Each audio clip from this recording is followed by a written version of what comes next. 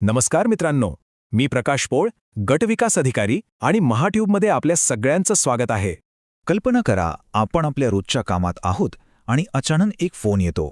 आपण फोन उचलतो आणि पलीकडून एक असा गंभीर, अधिकृत आवाज येतो, जो ऐकून क्षणभर काळजाचा ठोका चुकतो. आणि गोष्ट इथेच थांबत नाही. पुढच्याच क्षणी एक व्हिडिओ कॉल येतो, ज्यावर एखाद्या खऱ्या पोलीस स्टेशनसारखं वातावरण दाखवलं जातं. हे सगळं आपल्याला घाबरवण्यासाठी रचलेलं एक मोठं नाटक असतं. आणि मग सुरू होते केस मिटवण्यासाठी पैशांची मागणी. मित्रांनो, ही कोणतीही कायदेशीर कारवाई नाहीये. हा आहे सायबर फसवणुकीचा एक नवीन आणि खूप धोकादायक प्रकार, ज्याला म्हणतात डिजिटल अरेस्ट स्कॅम. चला तर मग या सापळ्याचे पदर आपण एक एक करून उलगडून पाहूया. हे डिजिटल अरेस्ट नेमकं आहे तरी काय आणि यामागचं सत्य काय आहे ते आता नीट समजून घेऊया. सगळ्यात आधी एक गोष्ट मनावर कायमची कोरून ठेवा. भारताच्या कायद्यामध्ये डिजिटल अरेस्ट नावाची कोणतीही कसलीही कायदेशीर प्रक्रिया अस्तित्वातच नाही. हा शुद्ध आणि निव्वळ सायबर गुन्हेगारांनी लोकांच्या मनात भीती निर्माण करून त्यांचे पैसे लुटण्यासाठी रचलेला एक बनाव आहे.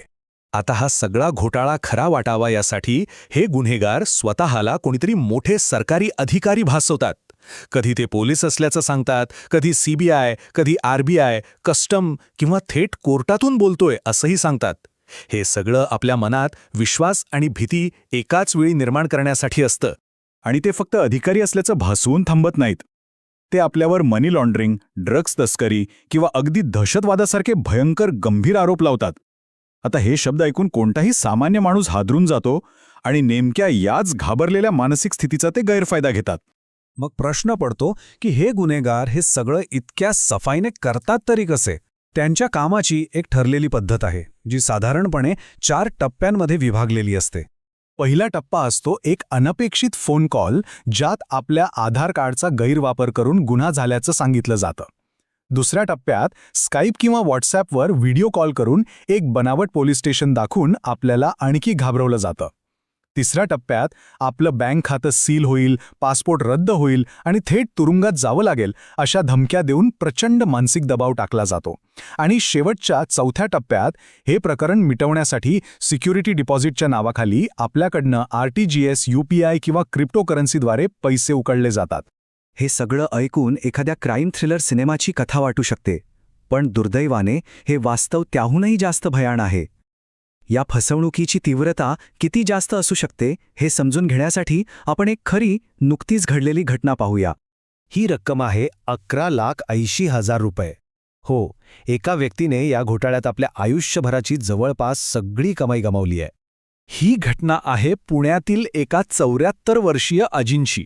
त्यांना बनावट CBI अधिकारी बनून व्हिडिओ कॉलवर धमकावण्यात आले. त्यांच्यावर आरोप ठेवण्यात आला की तुमच्या खात्याचा वापर दहशतवादी कारवायांसाठी झाला आहे. आता होणाऱ्या गंभीर परिणामांच्या भीतीने त्या आजींनी तब्बल 11.8 लाख रुपये त्या गुन्हेगारांना ट्रान्स्फर केले. आणि नंतर त्यांच्या लक्षात आलं की आपली फसवणूक झाली आहे. मग सर्वात मोठा प्रश्न हा आहे की या धोकादायक स्कॅमपासून स्वतःला आणि आपल्या जवळच्या लोकांना सुरक्षित कसं ठेवायचं. काही खूप महत्त्वाच्या गोष्टी आहेत ज्या आपल्याला या धोक्यापासून नक्कीच वाचवू शकतात. पहिली आणि सगळ्यात महत्त्वाची गोष्ट, कोणतीही सरकारी यंत्रणा, मग ते पोलीस असोत किंवा CBI, फोन किंवा व्हिडिओ कॉलवर अटक करत नाही. पोलीस नेहमी वॉरंट घेऊन प्रत्यक्ष घरी येतात. दुसरी गोष्ट, आपला OTP, ATM पिन किंवा नेट बँकिंगचा कोणताही तपशील चुकूनही कोणाला देऊ नका. तिसरं, अजिबात घाबरू नका. आपली भीती हेच या गुन्हेगारांचं सर्वात मोठं शस्त्र आहे. आणि सगळ्यात महत्त्वाचं, असा कोणताही संशयास्पद कॉल आल्यास तो त्वरित कट करा आणि माहितीची खात्री करण्यासाठी जवळच्या पोलीस स्टेशनमध्ये संपर्क साधा. आणि समजा दुर्दैवाने आपल्यासोबत किंवा आपल्या ओळखीच्या व्यक्तीसोबत असं काही घडलं, तर अजिबात न घाबरता योग्य ठिकाणी तक्रार करणे हे अत्यंत महत्त्वाचं आहे. हा नंबर आपल्या मोबाईलमध्ये सेव्ह करूनच ठेवा. 1930 ही राष्ट्रीय सायबर क्राईम हेल्पलाईन आहे. फसवणूक झाल्याचं लक्षात आल्यास तात्काळ या नंबरवर संपर्क साधा.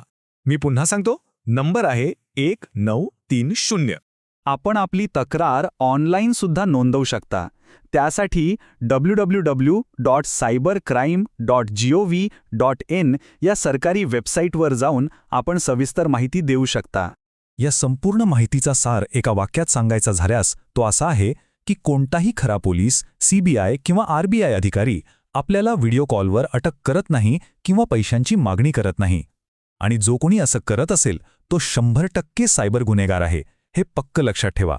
या डिजिटल युगात माहिती आणि जागरूकता हीच आपली सर्वात मोठी ढाल आहे. त्यामुळे स्वतः जागरूक रहा आणि आपल्या आजूबाजूच्या लोकांनाही याबद्दल जागरूक करा.